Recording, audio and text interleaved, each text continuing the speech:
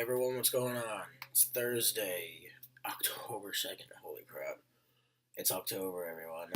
It's crazy. I'm going to make this quick. I've got work soon.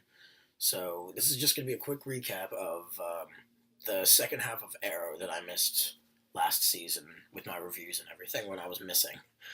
Whole bunch of stuff happened. If you don't already know, then something's wrong with you.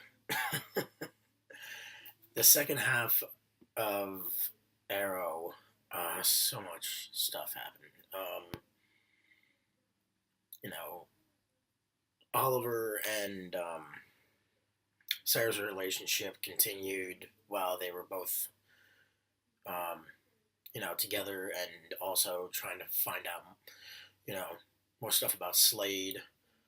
Um, Diggle and his ex-wife Lila got back together, and even more stuff happened with that. I'll get to that later. Um, Felicity started to train harder. She got one episode where she, tried to be, she tried to fight, but didn't really work out. That was against oh god, what was that guy's name? Forget it. Anyway, whole bunch of stuff happened. So much.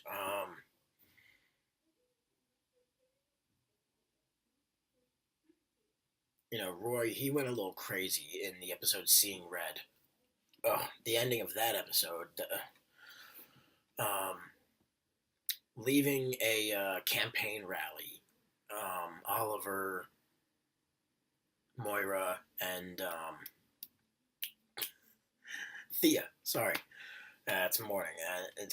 Anyway, and they're leaving the rally in their limo, and they get into a car crash. And when Oliver comes, uh, regains consciousness, he sees that it's Slade. He's got all of them tied up, and he's got a choice, which of his family members is going to live or die. And Moira sacrifices herself, and Slade says, you've got courage, Moira, and I respect that. But it's too bad your son never learned that. And he kills her right there with his sword. It was one of the most dramatic scenes I've ever seen in the whole entire season. Oof. What else? Slade's plan to take out the city almost came true. He had an army of you know death strokes basically. Not as great as him, but his own little private army, and it nearly destroyed the whole city. Brother Blood, he actually helped Oliver out in his last few moments to take Slade's army, take him out. But he's gone, unfortunately. Since he betrayed Slade, Slade had him killed. And then, by the end of the season, Malcolm Merlin came back in the second to last episode of the finale. That was amazing. He may be one of the bad guys of this show, but he is always someone we love to see come back. He is just amazing, and he's here to reclaim his daughter. We found out Thea, she's his daughter, and he wants her to come with him. Basically, I'll get back to that. Another person actually finds out about Oliver's secret. Laurel. Laurel found out. Oh my god. This inner circle is actually starting to get a lot bigger. Basically the only person who doesn't know is, I think, um, Detective Lance. And speaking of which, now I'm going to start talking about what happened in the finale. Roy actually finally got his bow and arrow and his mask. And for this upcoming season next week, Arsenal is in full gear and wearing his mask and being a badass. And him in his costume, he looks amazing. It actually looks pretty damn badass. What else? during the final battle against Slade's army, uh, the group had some help from the League of Assassins, actually. Um,